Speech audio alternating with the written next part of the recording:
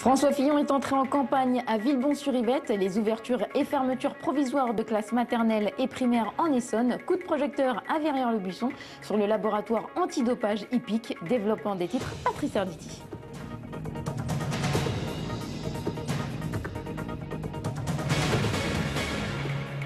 Bonsoir, c'est donc hier que François Fillon et Nathalie Kosciusko-Morizet, l'actuelle porte-parole de Nicolas Sarkozy, ont lancé la campagne du candidat président en Essonne. À cette occasion, la salle Jacques Brel de Villebon-sur-Yvette, qui avait accueilli le chef de l'État lors d'un meeting, mais c'était lors des présidentielles de 2007, affichait complet le reportage signé Claire Colombel.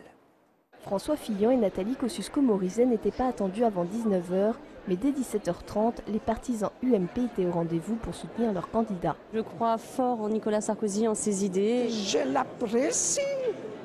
Il fait du bon travail. Ça, on a besoin de lui. Le rendez-vous de ce soir marque le début officiel de la campagne de Nicolas Sarkozy en Essonne. Officieusement, les militants UMP sont déjà mobilisés. Le département est un des plus grands départements, vous savez, en termes de militants, dans les 7 ou 8e fédérations. Nous avons un nombre de parlementaires, d'élus tout à fait important. Nous les mettons en ordre de bataille et nous sommes très organisés. Ça prend, oui, ça prend sur les marchés depuis déjà plusieurs semaines. Et puis le fait que le président ait annoncé sa candidature, il y a une dynamique qui est en train de se créer. Il a choisi l'Essonne. Il a choisi Villebon pour son premier discours après l'annonce de candidature de Nicolas Sarkozy. C'est avec vous ce soir que la campagne est lancée. Mes chers amis, on ne change pas un président qui a fait ses preuves dans la pire des tourmentes. On ne change pas un président qui a tenu l'Europe. On ne change pas un président qui a renforcé la fraternité franco-allemande. On ne change pas un président qui a entrepris avec courage de sortir la France de ses conservatismes. Après avoir fait le bilan du quinquennat, François Fillon a présenté les grands axes de la campagne de Nicolas Sarkozy, notamment l'usage du référendum en cas de blocage. À la fin de son discours, il a appelé les électeurs centristes à voter UMP dès le premier tour, en invoquant que sur bien des points, leur vision de la société est la même. Et rappelons que demain, c'est François Hollande qui est attendu dans le département. Si certaines visites sur le plateau de Saclay ont été annulées, c'est le soir, aux arènes de l'Agora, que le candidat socialiste a l'intention, dans la ville de Manuel Valls, de s'exprimer longuement devant ses militants et divers observateurs. C'est l'inspection académique qui a dévoilé la liste des ouvertures et fermetures provisoires de classes maternelles et primaires dans le département. En tout, 46 classes vont ouvrir, 3 à Brétigny, 3 à Corbeil, 2 à Grigny, 2 à Lys, 3 à Savigny-sur-Orge. 40 classes devraient fermer, 22 en primaire, 18 en maternelle.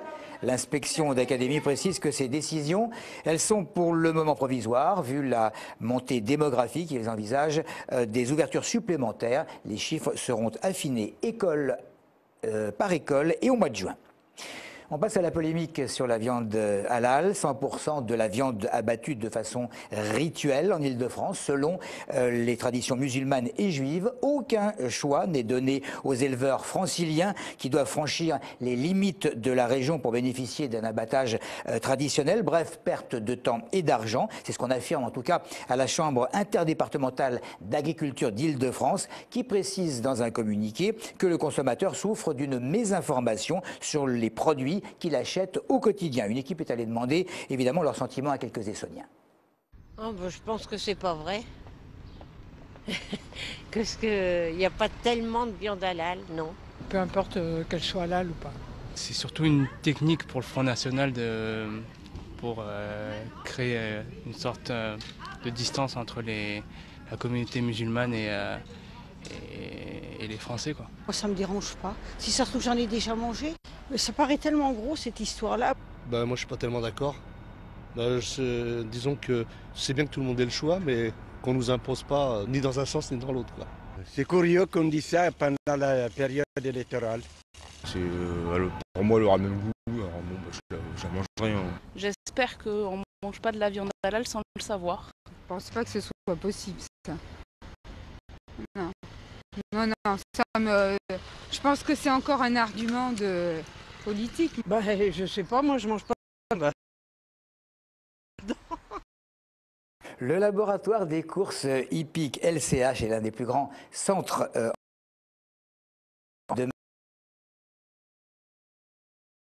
Buisson. Il traque toutes les substances prohibées à partir d'analyses sur les chevaux, mais également sur les jockeys. Ce sont près de 45 000 prélèvements qui sont chaque année analysés. Audrey Coll. À Verrières-le-Buisson se cache l'un des plus grands centres de contrôle antidopage du monde, un centre pour chevaux. Le laboratoire des courses hippiques reçoit plusieurs dizaines d'échantillons par jour. Il faut vérifier, trier et finalement lancer les analyses pour rechercher toutes les substances susceptibles de modifier le comportement du cheval. Une fois que l'échantillon a été enregistré, il est prélevé. C'est-à-dire qu'on en prélève un certain volume qui sera réparti entre différentes lignes analytiques.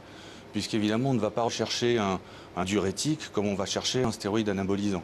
Les méthodes sont différentes. Le contrôle est bien plus complexe que pour les hommes car il faut rechercher en premier lieu toute forme d'anabolisant, mais aussi anti-inflammatoires et corticoïdes, car faire courir un cheval malade est interdit. Le but évidemment, être sûr du bon déroulement des courses, mais pas seulement. Le contrôle est destiné à protéger les chevaux contre leur environnement, car il est évident qu'ils ne peuvent pas donner leur avis lorsqu'on leur donne des substances.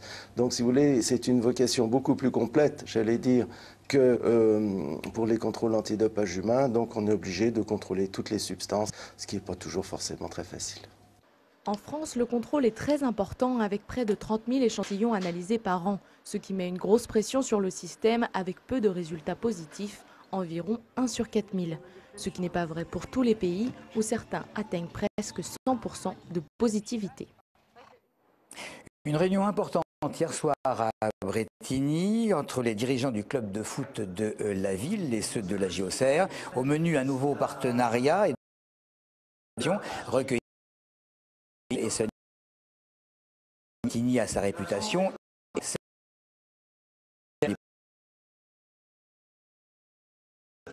Nous sommes une école, on dépend également non seulement du ministère des Sports mais aussi du ministère de l'Éducation nationale. On est venu expliquer aux entreprises que c'était bon de se lier avec leur club local, avec Brétigny, qu'indirectement il pourrait permettre d'aider également l'école d'Auxerre, là où on a reçu des jeunes de la région de l'Essonne et qui sont maintenant professionnels comme Léon qui est en équipe A et qui j'espère bientôt va faire briller les couleurs de Brétigny d'ailleurs à très haut niveau puisqu'il est maintenant en division 1. 40 ans que les habitants de Balancourt attendaient leur cinéma. Fini le temps, il fallait parcourir plusieurs dizaines de kilomètres pour aller voir son film. Il est tout flambant neuf avec un projecteur numérique paré pour la 3D. Le complexe dispose même d'une salle de spectacle. Toutes les études qui ont été faites depuis maintenant 5 ans nous ont confirmé dans cette démarche et ce besoin d'avoir une salle de cinéma à Balancourt qui va rayonner donc non seulement sur Balancourt mais également sur toutes les communes alentours.